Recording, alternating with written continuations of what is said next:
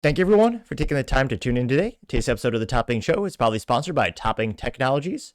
Topping Technologies is an IT value-added reseller and services company with a special proficiency in IT security. Heck, it's their founder at least twice a day. Guy says quite handsome and brilliant. He's me, you see, that's the joke. If you're an IT leader or business owner, reach out to the team at sales@toppingtechnologies.com. Also, still giving away a free flamethrower with every IT purchase with Picatinny rail adapter, so you can mount it to any standard AR-15, like all awesome accessories can be. Go to toppingtechnologies.com and click the flamethrower button to learn more and see me shooting a flamethrower. And lastly, trying to get 6,000 subscribers by the end of the month, so if you can click that button and tell a friend and your enemies, I would greatly appreciate it. Now, going over to the business part of the podcast, you have Subaru launching a special BRZ, and you might have to win the lottery to get it. Now, thanks to Motor1.com, specifically one of the writers over there by Adrian Padiano. And, well, another first in a while, we don't have to give you a visual disclaimer because, well, this vehicle looks pretty darn cool. Now, they say, quote, Subaru launches BRZ Special Edition with STI upgrades. You literally have to win the lottery to buy one.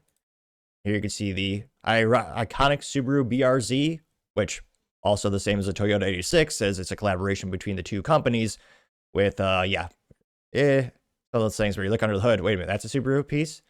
That's a Subaru? That's a Subaru? Yeah, Toyota basically just put some nice pieces of plastic on top of it, though they look quite attractive.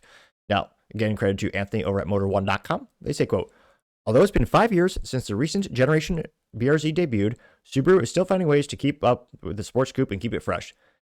As the most desirable special editions, the STI Sports Type RA record attempt is exclusive to Japan. It's not a full-fledged STI, but it does benefit from a wide range of mechanical upgrades over the standard car. Under the hood lies a familiar 2.4-liter naturally aspirated gas engine. Come on, when are you guys going to throw turbo on this thing? Ridiculous. They say the engine is there with a twist. Subaru has fitted a variation of tried and tested FA24 adapted from the BRZ CNF carbon neutral fuel race car used in the Super Takai series throughout 2022 and 2023 and up the round 2 of 2024 championship. The reason behind is detailed in Subaru's own words. They say, quote, weight and rotational balance tolerances for the pistons, connecting rods, crankshaft, flywheel, and clutch cover have been rigorously minimized, achieving a race car-like engine feel with low vibration and smooth acceleration. But the BRZ STI Sport Type RA's appeal extends beyond the race-derived engine.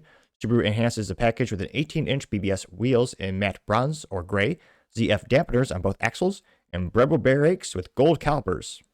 Well, gold-plated or gold paint is actually gold. That'd be a very poor material for a brake caliper. Gold is very soft, so, obviously it will melt and deform. Wouldn't be good. Might know what they meant, but still. Grammar funny or grammar joke? Who knows? Now, they say, quote, barred from the race car, the rear differential case also gains cooling fins. Host of Subaru Technica International STI components further sharpen the coupe's dynamics. These include a front and rear under spoilers, an upgraded muffler, a sway bar, and a draw stiffener to reduce chassis flex. The most striking change is a massive carbon fiber rear wing, which, does look pretty cool, especially in the close-up here. That looks pretty sweet. Now, they also say with additional touches such as a special engine plaque, black door handles, and red stitching on the fabric seats complete the look.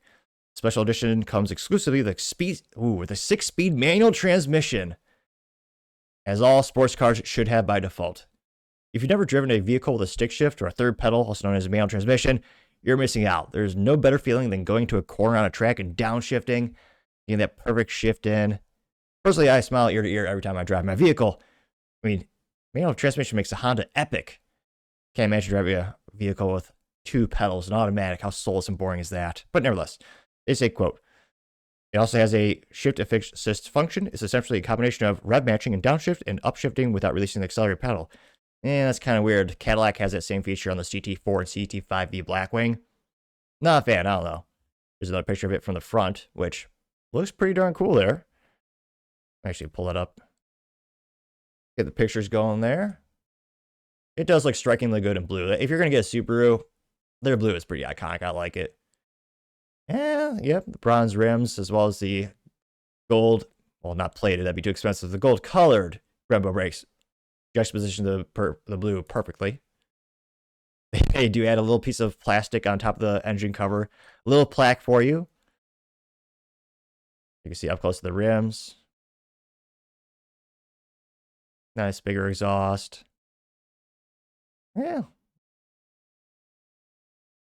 There's those fins on the differential they're talking about. Looks pretty cool.